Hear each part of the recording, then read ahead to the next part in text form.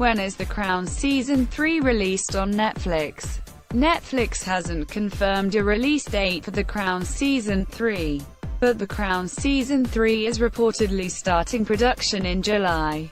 Season 3 will probably be hitting the platform towards the end of this year, based on previous premiere dates.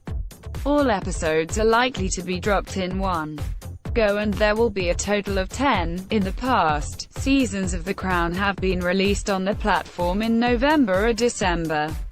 Judging by these dates, Season 3 could be available on the platform in either November or December of this year. However, it looks like the release date could potentially be later this year after new star Olivia Colman. She confirmed her start date on The Crown. "I don't start until July, so I know nothing about it yet apart from they said I could do it, so I'm holding them to that," she told the Radio Times. Most recently, Colman admitted that she was still yet to begin work on Season 3 and revealed a secret about the script. Will Claire Foy return as the Queen? Depending on how long filming takes and post-production, there could be a wait for the third run.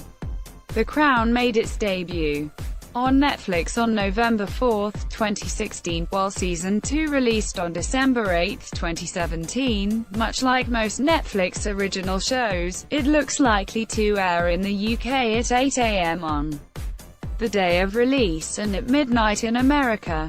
The release format would be in keeping with the other Netflix series such as Stranger Things. Fans will most likely be able to binge-watch Season 3 in one go when it is released, and there are also likely to be 10 episodes in total in Season 3, again much like its predecessors. Sadly, the existing cast will not back on, instead new actors will be taking over the roles. The Crown was recently hit by controversy after it emerged that Matt Smith was paid more for his role as Prince Philip than Claire Foy, who portrayed the main character of Queen Elizabeth II. However, producer Suzanne Mackie told Variety, "Going forward, no one gets paid more than the Queen. Unfortunately, this won't benefit Foy, who has now departed from the role as part of the cast revamp." Following the revelations, the producers of The Crown were forced to apologize to both Foy and Smith from leaving them embroiled in the dispute of gender pay inequality. Foy has finally broken her silence on the gender pay gap, saying that she was not surprised at the difference in the salaries.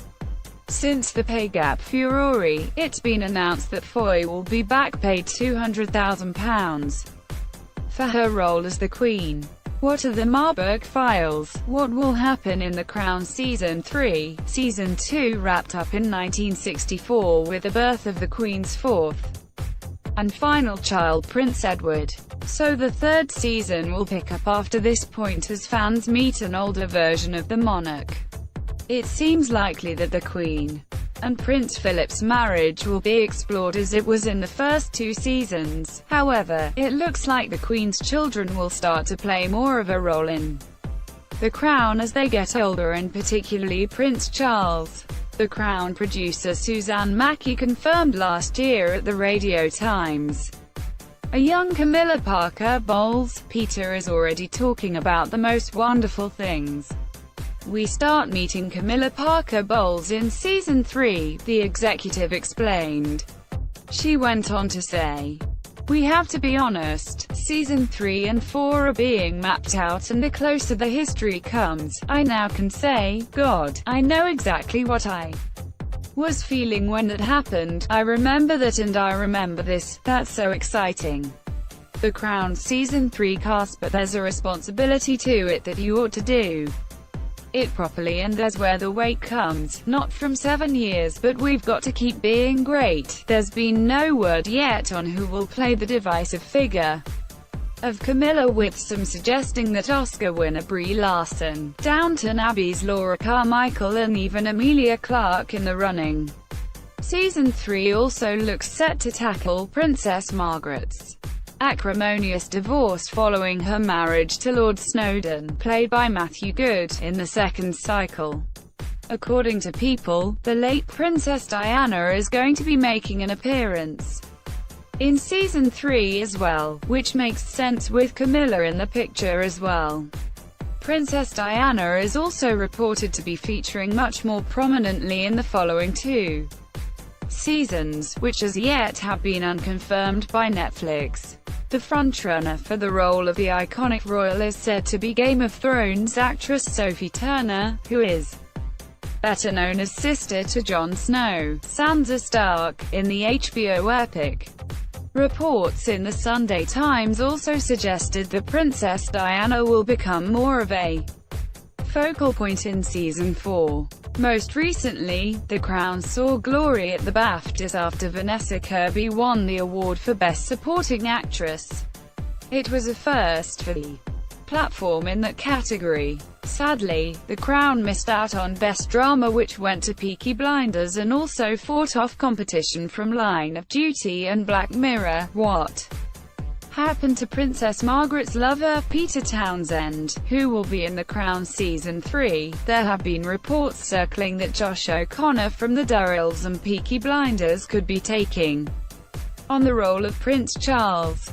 However, the Daily Mail reports are still yet to be confirmed by Netflix.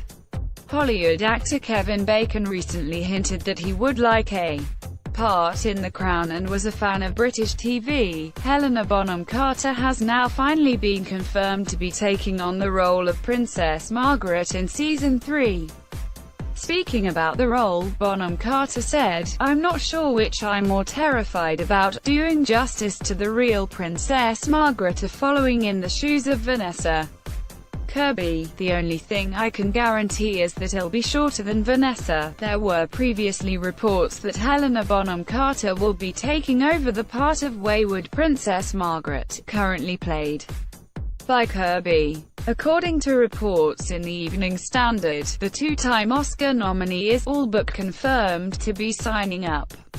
Bonham Carter is no stranger to playing royalty, having starred as the Queen Mother in The King's Speech and the title role in the 1986 film Lady Jane. Kirby herself added fuel to the rumors after she posted an image on her Instagram account with Bonham Carter and the mysterious caption, "Honored at The Crown Netflix." There are now going to be questions over who will be playing the role of a young Princess Diana as we see her encountering Prince Charles. The Crown's casting director Nina Gold recently spoke about finding actors to take on the roles of new characters Charles, Camilla and Anne.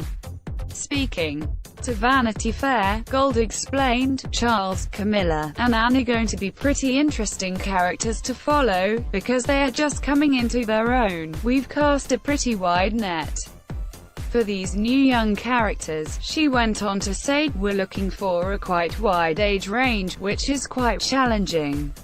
I think we're going from 1964 when we start, then we have to get to him to about 16 to the late 20s.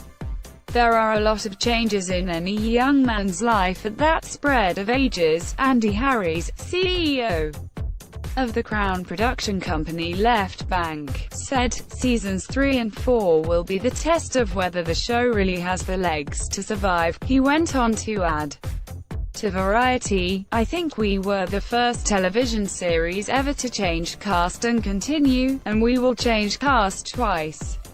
It's daunting but exciting, and I hope it'll keep the series fresh and really of interest to people." Who will play Princess Diana in The Crown Season 3? Paul Bettany finally spoken out about his decision not to join The Crown after he was reportedly going to be signing up.